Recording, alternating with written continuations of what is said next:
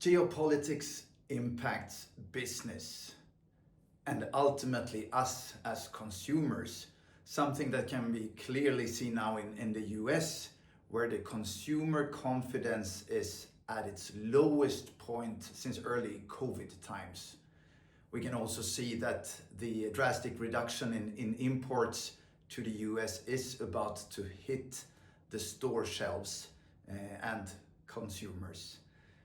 I am standing here in our Business Sweden office in Beijing, where the geopolitical situations and the trade conflicts also can be clearly felt.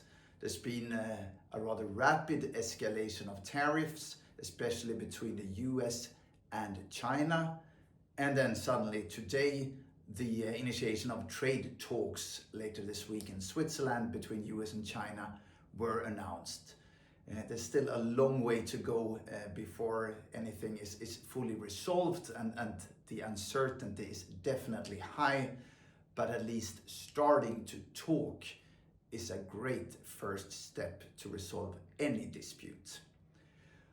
But it's not only about tariffs and percentages. It's important to truly understand how are these geopolitical decisions actually impacting value chain. And that differs quite a lot depending on what industry we're looking at. One industry that is very prominent and huge for many markets, including and especially Sweden, is the technology sector.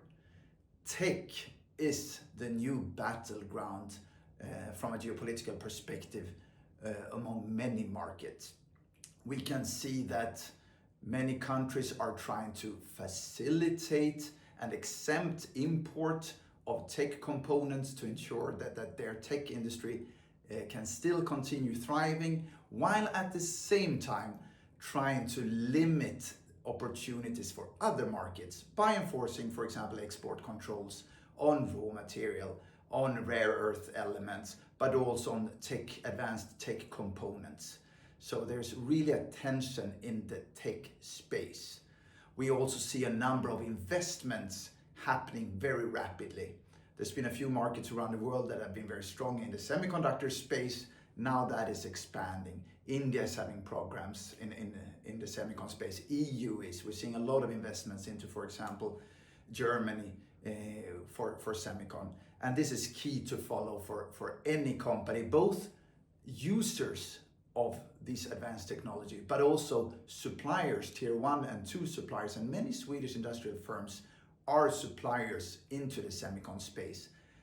Key to understand both limitations, but also where new opportunities are arising, driven by these rapid investments.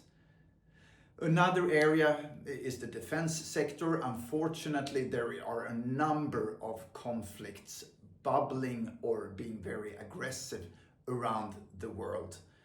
And this is of course creating business for many companies in the defense sectors, but it's also creating challenges because many markets are enforcing stricter and stricter regulations for what is called dual use. So material and equipment that could be used for military purposes, but can also be used for civilian use.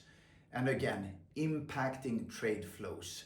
Something that was just a percentage or a tariff number is gradually converted into export controls, different types of entity listings, and other restrictions that we just need to understand in order to make decisions and alterations on our trade flows.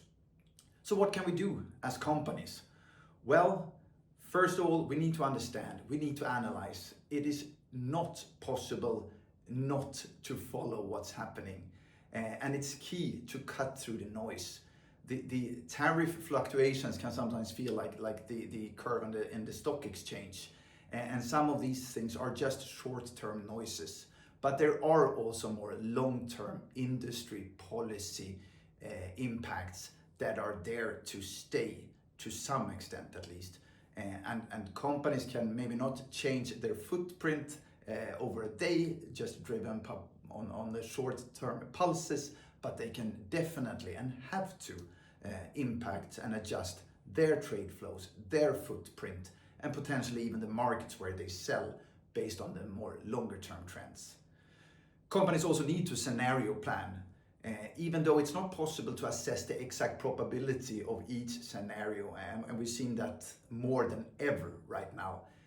The uncertainty makes probabilities useless, but at least we need to understand which scenarios are out there, and if there's any of those critical scenarios that we cannot handle as a company, we might need, or we will need, to make adjustments to our footprint and how we do business in order not to be too vulnerable.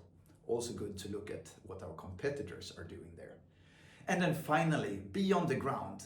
I'm standing here in Beijing, and Business Sweden has offices in many places, I would say most places that are critical for Swedish businesses around the world.